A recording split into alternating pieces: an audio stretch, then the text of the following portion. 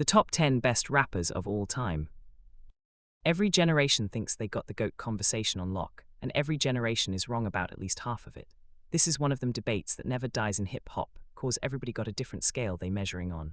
Some people going off bars alone, some people going off impact, how much a man changed the whole sound of the game. Some people going off numbers, plaques, longevity, how long a career actually lasted without falling off. Today we're running through the top 10 names that show up at the front of this conversation, no matter who you ask. From the architects who built the blueprint, to the ones who turned rap into a billion-dollar empire, to the ones still proving themselves right now in this generation. Let's get into it. Number 10, Dr. Dre. We start with the man who shaped the entire sound of West Coast hip-hop.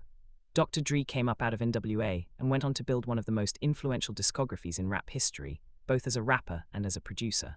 His album The Chronic basically wrote the rulebook for gangster rap as a commercial sound, smooth basslines, funk samples, laid-back deliveries riding over hard-hitting subject matter. What puts Dre in the top 10 is the dual threat. He could rap with the best of them, but he also discovered and built the sound for half the legends on this very list. Snoop Dogg, Eminem, 50 Cent, Kendrick Lamar, all of them got a direct line back to Dre's ear for talent and production. Very few people in this genre have shaped the culture from both sides of the booth the way he has. On top of that, his ear for talent might be the most underrated skill in hip-hop history. Finding Snoop out of Long Beach, signing Eminem off a demo tape when nobody else in the industry wanted him, building Aftermath into a powerhouse label that launched Kendrick Lamar's entire career years later. That track record alone earns him a permanent seat at this table, even before you get into his own bars.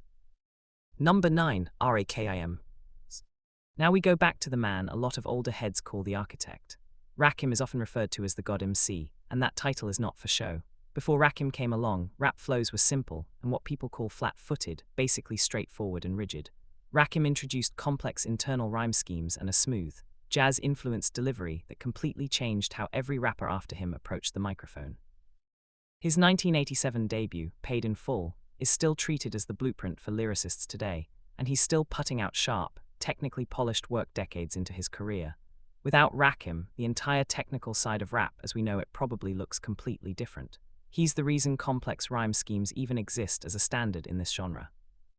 Every rapper who's ever bragged about their pen game, every artist who built a career on internal rhymes and multisyllable patterns, all of that traces back to a kid from Long Island who decided the simple flows of the early 80s just weren't gonna cut it anymore. Number 8, Andre 3000. Out of Atlanta, Andre 3000 earns his spot for proving that Southern rap could be weird, artistic, and still completely respected at the highest level. As one half of Outkast, he helped pioneer a sound that didn't sound like anything else coming out of the South at the time, and his influence on artists who came after him, from Kanye West-style experimentation to entire generations of genre-blending rappers, is massive. He's the kind of name that doesn't always get the loudest shout-out in casual conversation, but every serious list of the most influential rappers in history has him sitting near the very top, because what he did creatively opened doors that are still being walked through today. He proved you could be the weirdest guy in the room and still be the best rapper in it. Number 7, Lil Wayne. Now we go to the man who literally named himself the best rapper alive, and for a stretch of time, it was hard to argue with him. Lil Wayne's run in the mid-2000s is one of the most prolific stretches hip-hop has ever seen. Mixtapes, features, full albums, the man was everywhere, and the Thar Carter series alone is stacked with bangers from front to back. What puts Wayne in this conversation is pure output combined with quality. A lot of rappers can give you volume, and a lot of rappers can give you quality, but very few can give you both at the level Wayne did during his peak. That combination is exactly why his name still gets brought up at the top of these lists, even with a catalogue as massive as his. Think about it like this. Some rappers drop one album every 2 or 3 years and call it a strategy.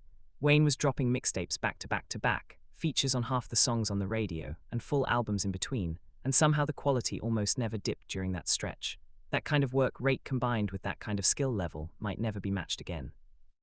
Number 6, Kendrick Lamar. Coming out of Compton, Kendrick Lamar represents the most decorated artist of his entire generation.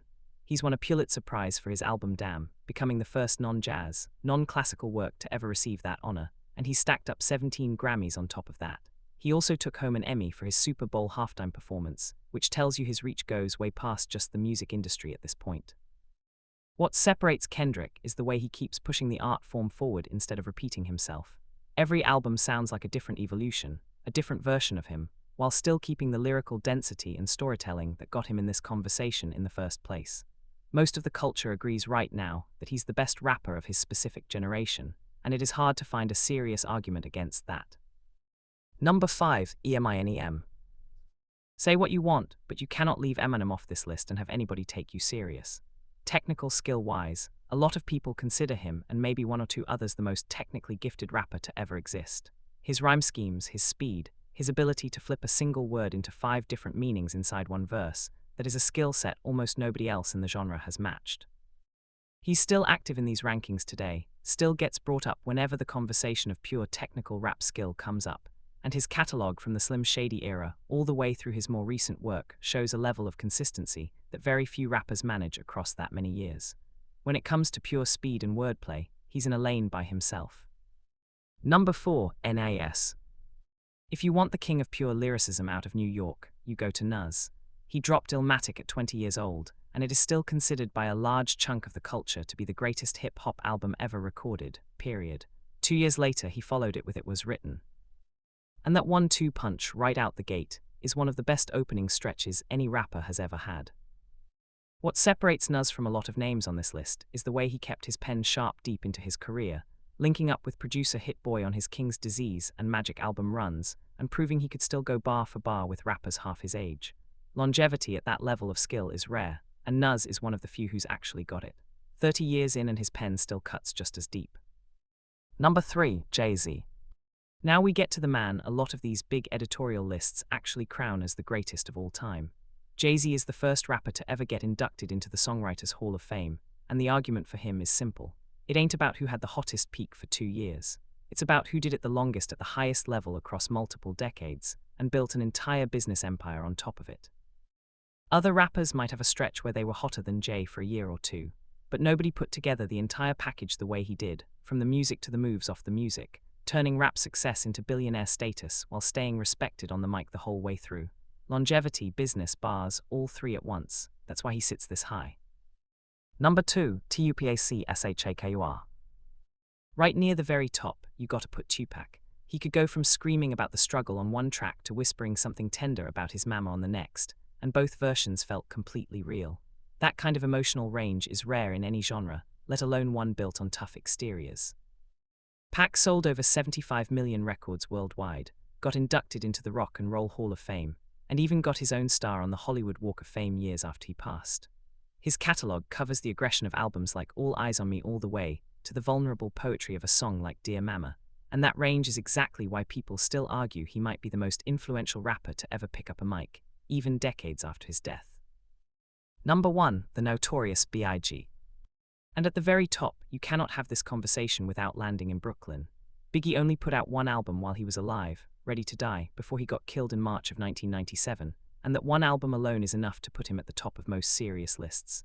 His flow was effortless, his storytelling was vivid, and he had this rare gift of sounding laid back and dangerous at the same exact time.